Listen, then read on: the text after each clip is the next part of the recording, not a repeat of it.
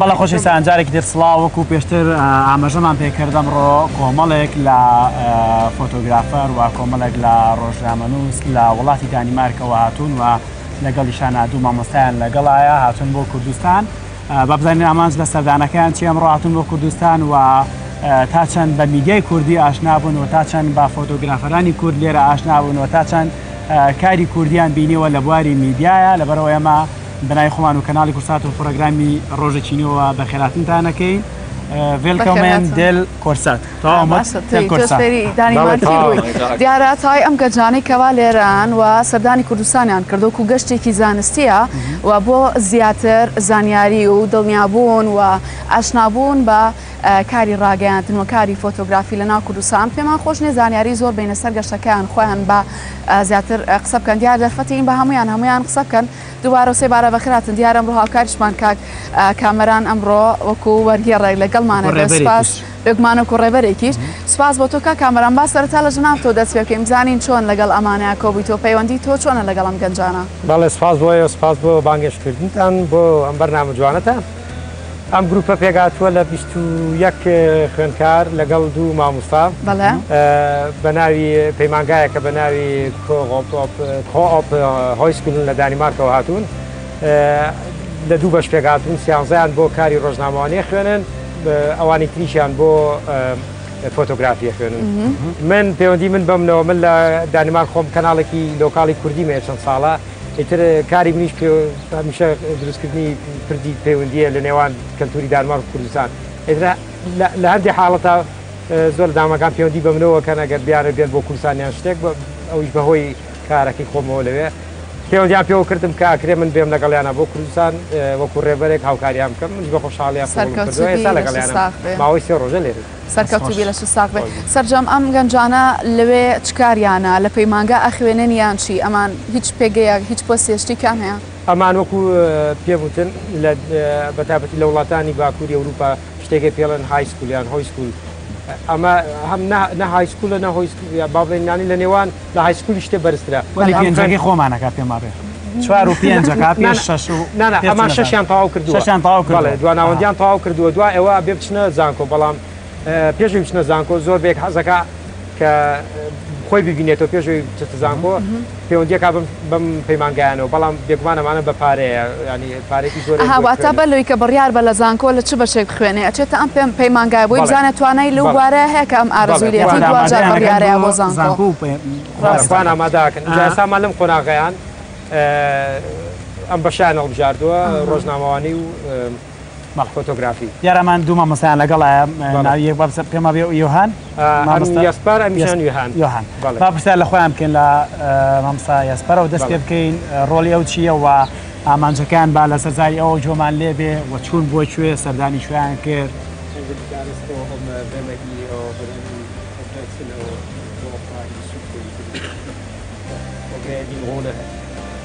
بانی باش کوردستان بانی تۆ باشتر ناوێم یاسپار ئیملسترۆپا کوردیەکە زۆر باش دانیمارکە هەوا ئەتوو ئافرین ئێمە پێشتۆ خوێندنکارین زۆر سپاس بۆ بانکێسکردن بۆ کورسان سپاس بۆ ئامادەبوونی ئێوە بەخێر بێن Så kan du sige til dem, at vi har kun været i Kurdistan i 3 dage, som mit kurdisk bliver lidt sprøjt. ئەڵێمە تەنها سێ ڕۆژە لە کوردستانی بۆ ئەوەندە کوردی فێردن زۆر باش دڵنیا مەگەر بمێنەوەشتی باشتری و زیاتریش فێرە بنوانیە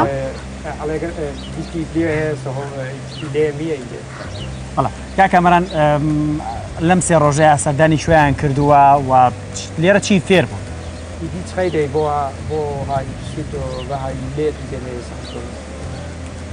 Vi ankom til Havlert i en sand regnstorm.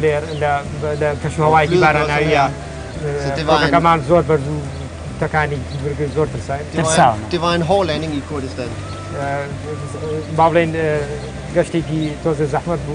Men som vi siger på dansk, det skal være lidt skidt, før det bliver rigtig godt.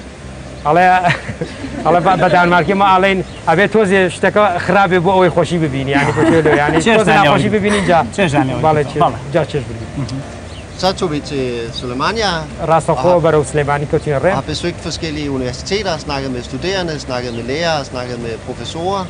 سەردانی زۆر شوێنمان کرد لە زانکۆکان لە پەیمانگا چاومان بە خوێندکاران کە و چاومان بە مامۆستاکان کە و گفتوگۆمان کرد.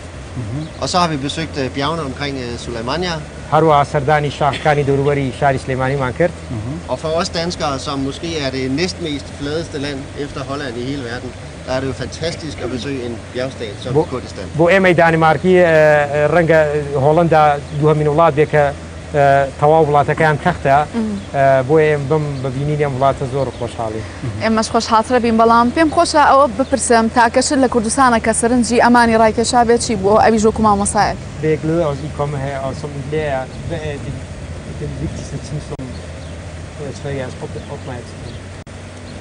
Jeg vil sige, at vi har jo forberedt os godt på den her tur. Vi har prøvet at sætte os ind i kurdisk kultur, kurdisk historie, og er alle sammen klar over, hvilke helt forfærdelige lidelser det kurdiske folk har været igennem. Og for mig at se, så er den største oplevelse, det er faktisk at komme herned og opleve, at se et folk, der på den måde spirer og på den måde har det godt og forstår at have det sjovt også, når man tænker på den historie I har haft, som ikke er mere end 20 år siden.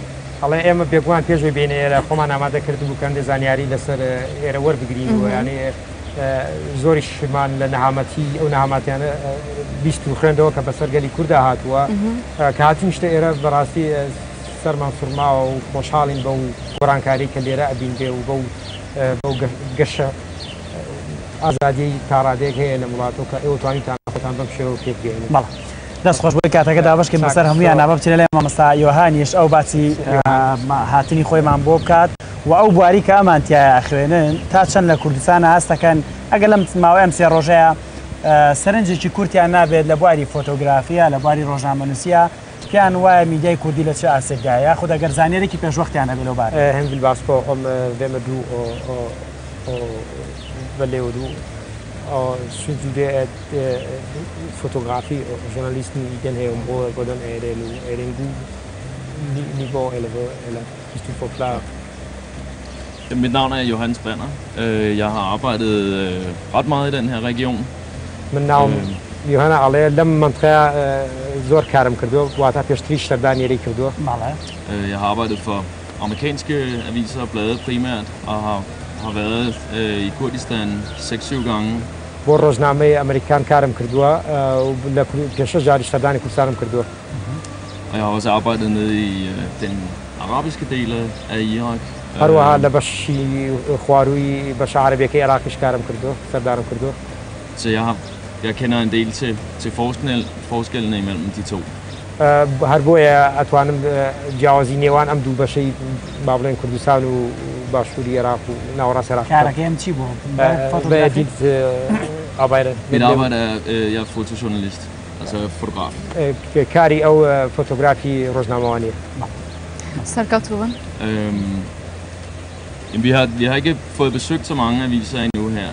Vi har besøgt en enkelt uafhængig. ئەڵێ ئێمە تا ئێستا سەردانی زۆر شوێنمان نەکردووە تا ئێستا سەردانی یەک شوێنی یەک دەستگای ڕاگەیاندنی سەربەخۆمان کردووە. Men den måde det fungerer på her er lidt anderledes end i Danmark, og det er vi selvfølgelig nysgerrige på at lære mere om. ئەڵێ بێگومان شێوازی کارکردن لەم وڵاتە زۆر جیاوازترە وەک لەوەی کە لە دانیمارکە ئێمەی بینین بەڵام ئێمە تامەزرۆی ئەوەین کە زیاتر ویستن و ببینین. Der er et højt niveau, synes vi, og blandt andet sådan nogle som Metrography præsterer virkelig fantastisk arbejde fotografisk. بەڵام پێمان وایە بە شێوەیەکی باش کارەکان بەرەوە ڕوا و لەگەڵ میترۆگرافیش سامان کردووە کە شتەکان بەرەو باشی ڕۆ. مێدیۆ ئەمان چەند لێرە ئەمێنەوە تەمای گەشتەکەیان چەندێکە لە کوردستان؟ بە مانگە دەیبلیوە هەیە i Kurdistan. Vi skal være her 2 uger i alt. هەمووی بەگشتی 2 هەفتە. Hvilket selvfølgelig er alt for kort, men det er desværre det, vi بێگومان کاتێکی کورتە بەڵام کاتەکەی مەژەرەونێ. ئەگەر دەرفەتە بێگەڕن لایەن چۆن پرسیارێکی ترانەکەم بەڵام ئاها بە ئاوەڕیزە بڕین. هێفا با خۆیمان پێ بناسیێنێ و ڕۆڵی چیە فۆتۆگرافەریان ڕۆژنامەنووسە و لە ماوەی ئەم گەشتەی ئەم سێ ڕۆژەیە چی شتێکی تۆمار کردووە؟ Hvem du ved dit navn, og hvad laver du, og i de 3 dage, hvad har du lavet, og hvad du har optaget? Okay. Lidt tæt på. Ja, jeg hedder Simone, jeg er 21 år gammel, og jeg er journaliststuderende fra Krogerup Højskole. Simone, og taman besøg salo, خوانکاری روزنامه‌ای. Det ved jeg ikke, det er lidt svært at sige, hvad man har lært. Vi har fået utrolig mange indtryk, men at de er et meget åbent folkefærd. نازانم چی بڵێم زۆر انتیباعم وەرگرتووە و خەڵکێکی زۆر کراوە. De virker meget energisk, synes jeg. De har utrolig meget energi. زۆر توانە بەخشن یعنی با بڵێم خۆشحاڵیان بە خەڵک.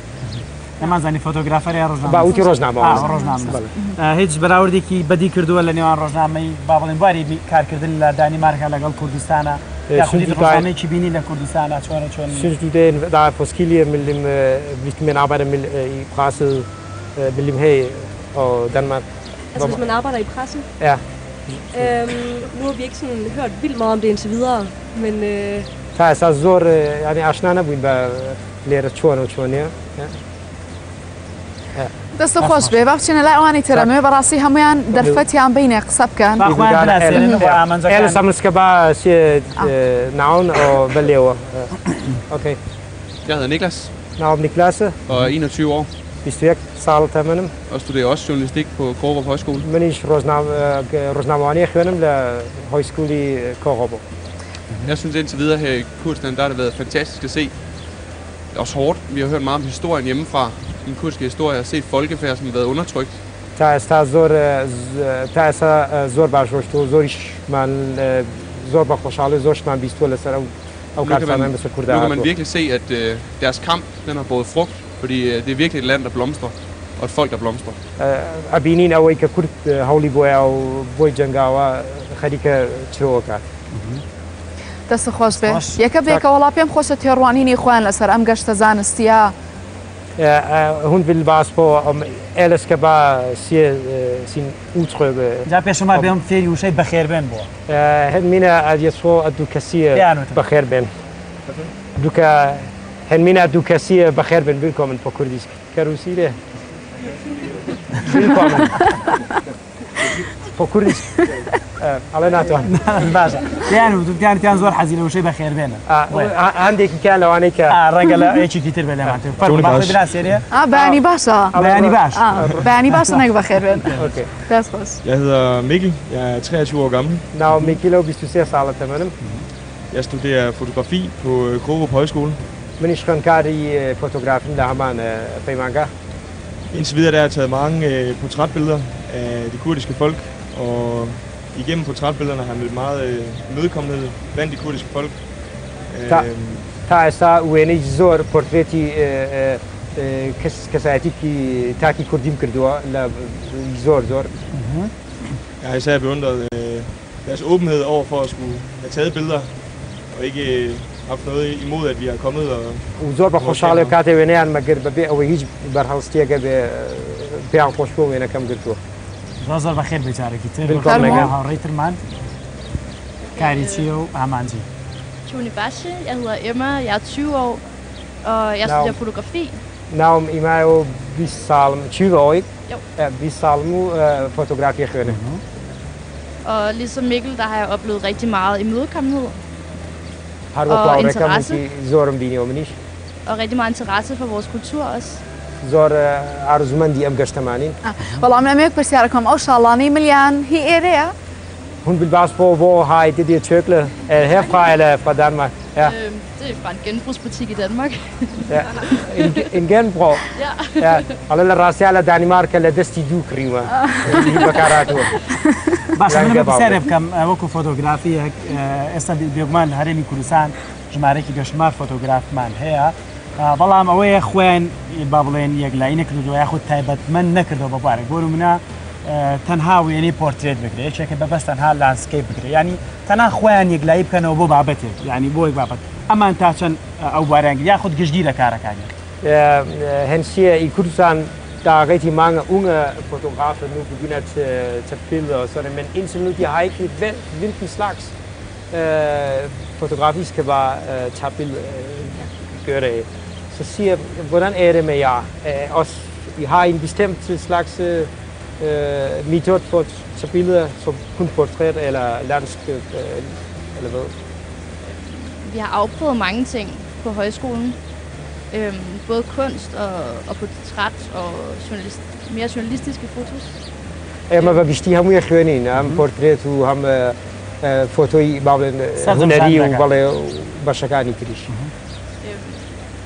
Men ja, og så har vi beskæftiget os meget med reportage. Det er det, jeg har prøvet at tage nogle serier.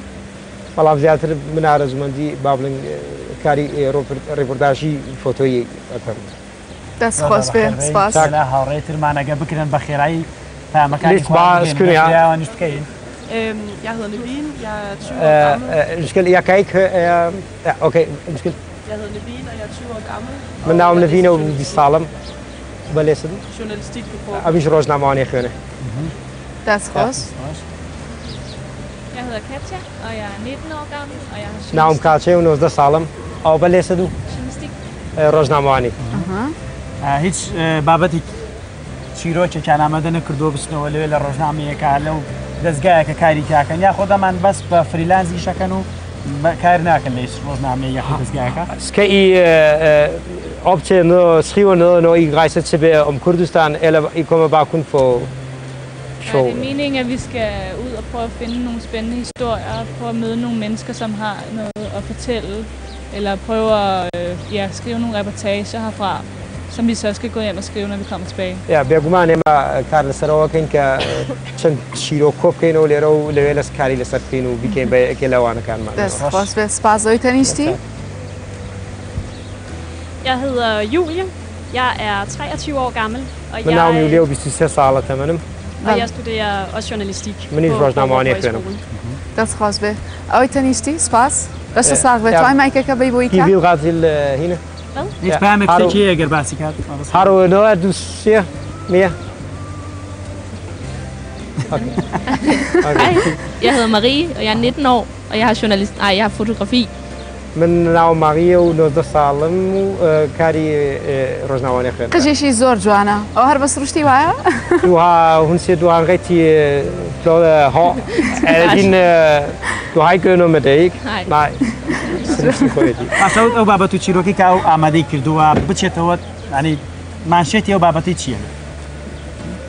Når du rejser tilbage, hvad vil du snakke om i Danmark? Hvad skal du skrive om det, eller hvad?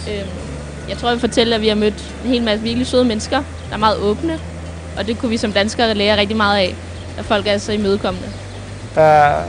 زیاتر باس لەواکەم کە وەکو ئێمە دانیمارکی کە ئەم کۆمەلگایە زۆر کرا و زۆر میوان دۆستن کە ڕەنگە بۆ کەلتوری ئێمە ئەمە کارێکی باش بێت لەسەرەوە کارەکە.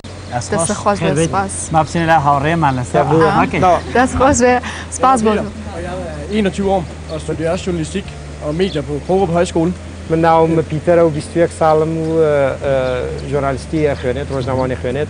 Og jeg kunne godt tænke mig at skrive om de kurdiske medier, fordi det er en helt anden måde, de er bygget op på, end de danske, og det synes jeg er meget spændende.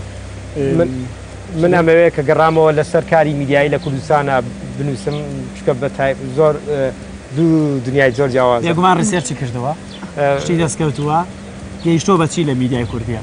Sikkert du har søgt for, at du har samlet mange ting og har søgt, hvordan er media her. Så derfor du har valgt, at du skal skrive om det, ikke? Undskyld, hvad?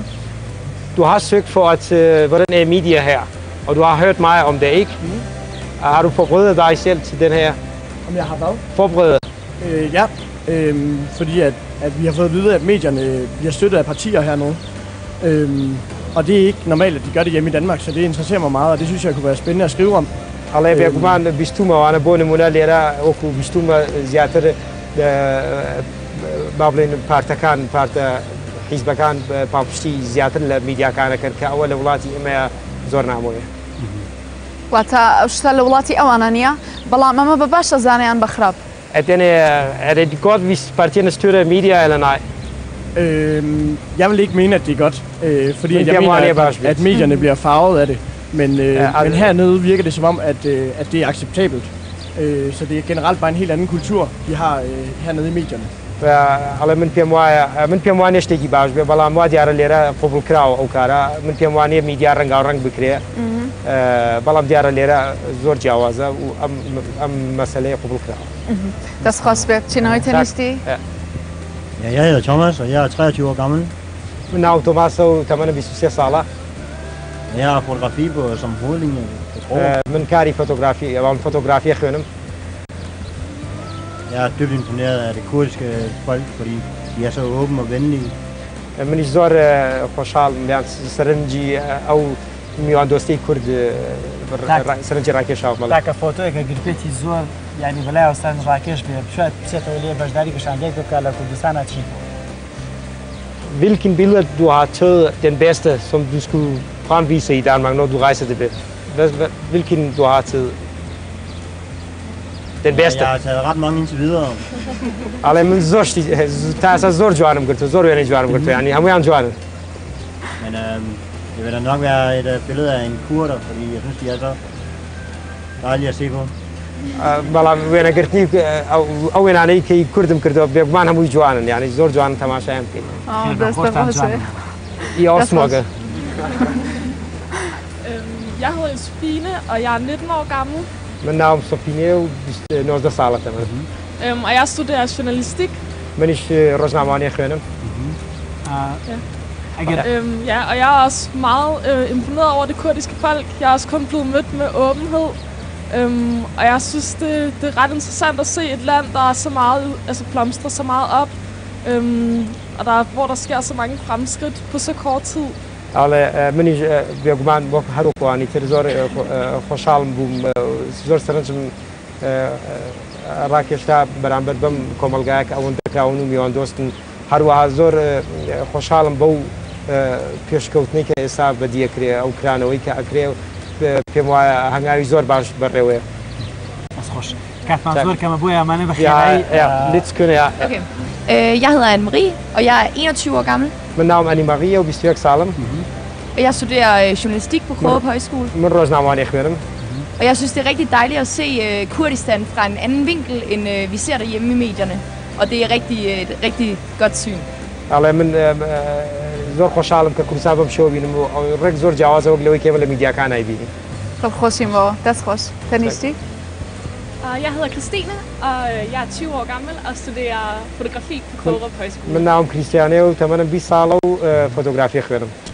Og jeg har ligesom de andre været meget imponeret over den åbenhed, vi er blevet mødt med, og gæstfrihed. من شروع سرنجی ام راکشتا با راکشتا که با ام کاملگاه هندک راونو میان دوستن. دڵخۆشیم بۆ سپاس بۆ تۆ. بەڵام پێم خۆشێکێکیان لەسەر خواردنی کوردی پۆشاکی کوردی دابوونەریتی ئێمە قسە بکە.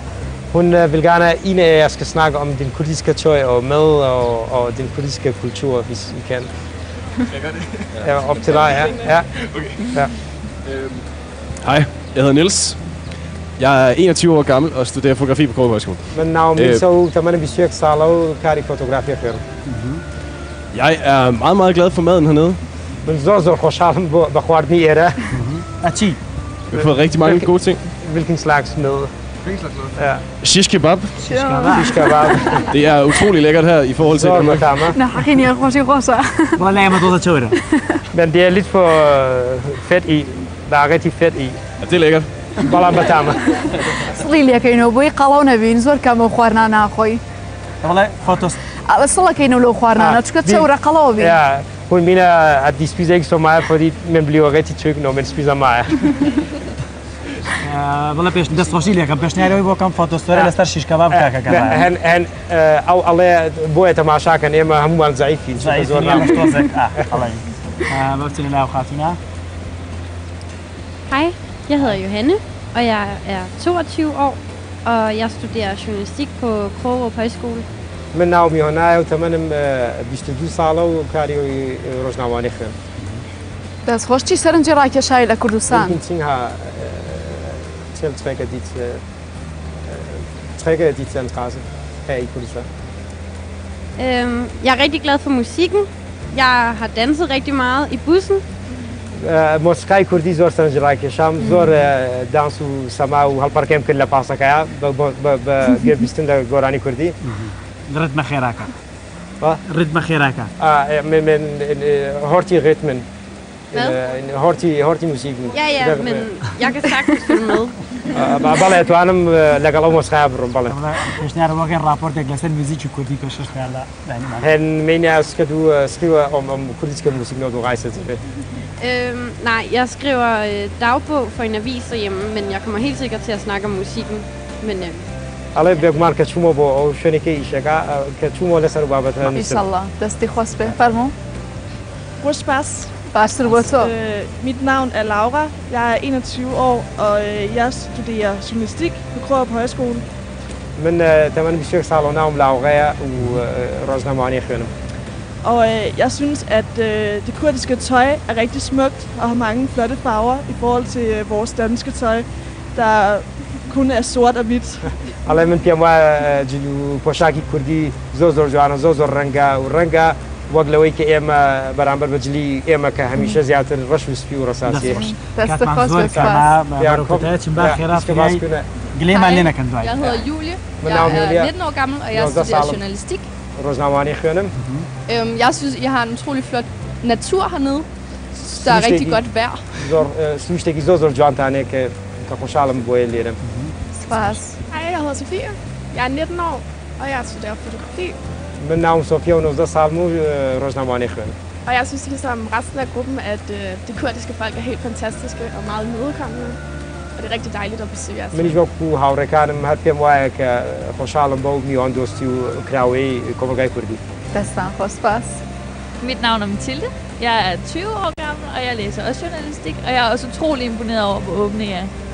Ja, men hvad var dit navn? Mathilde. Ja, ناوي Mathilde و 22 ساڵە و ڕۆژنامەوانی خوێنێ و ئەویش وەکو هەر گروپەکەی زۆر خۆشحاڵە بۆ کراوەیە و میوان دۆستی گەلی کورد. یەک پرسیارێ کورد زۆر کا لە تەمەنی خۆی ئەترسێ بیڵێ بەڵام ئەمان زۆر خۆش باسی تەمەنی خۆیانەکەن.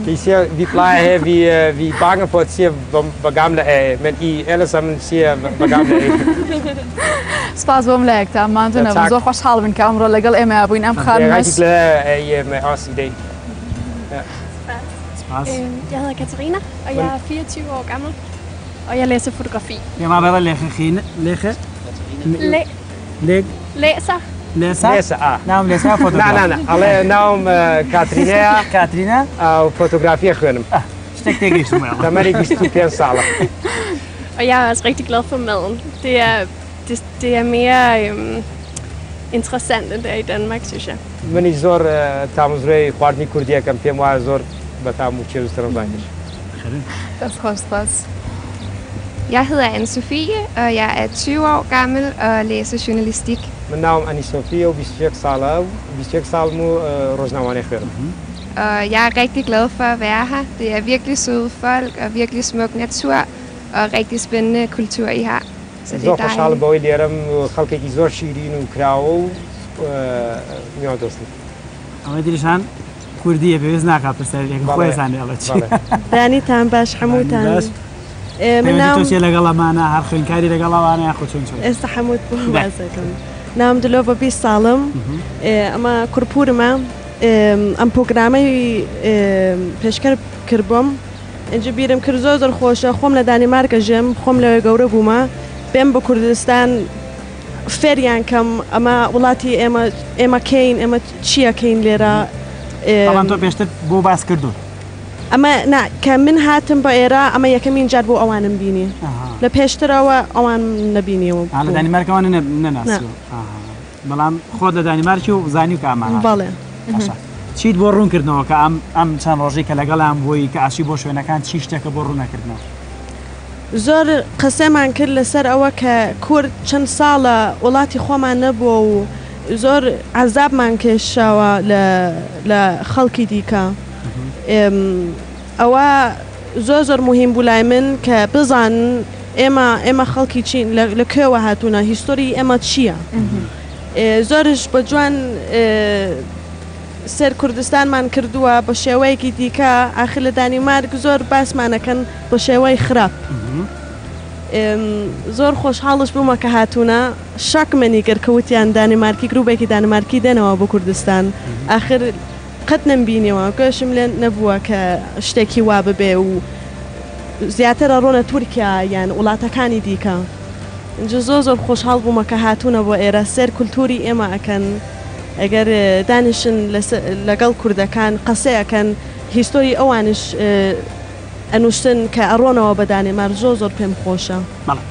ئەمە یەک ڕوونکردنەوە بەم بێگومان پاریش هەمان بەباشەوە هەر لەم بەرنامە جوانەیە گروپێکی تری دانمارکی هات وازم تا ئێستا چەند کۆمەڵی تری کەسانی هونەرمەندی دانمارکمانە خۆشبەختانە توانیانە لە ڕێگای چەند کەسێک و بابلین بەگشتی چەند کوردێک لە دانمارک و توانیانە بێنە کوردستان و دەستخۆشی بۆ هەرمووتان ئێمە زۆر زۆر خۆشحاڵم بەڕاستی کە ئەمڕۆ لەگەڵ ئێمە ئامادە بوون هیوای گەشتێکی زۆر زۆر خۆشمێ دەکەین لە کەمترین کاتا زۆرترین زانیاری بەدەست بێنن لەسەر کورد لەسەر کولتوری لەسەر دنیای ڕاگەیان دنیای فۆتۆگرافی هیوای سەرکەوتنتان بۆ خوازین ئەمە هیچمان نەماوەجگە لە سوپاس و خۆشحاڵی خۆمان rätti många tack till er och deras besök och jag hoppas i den här korta i får riktigt många upplysningar om Kurdistan och ha en riktigt god tur här i Kurdistan.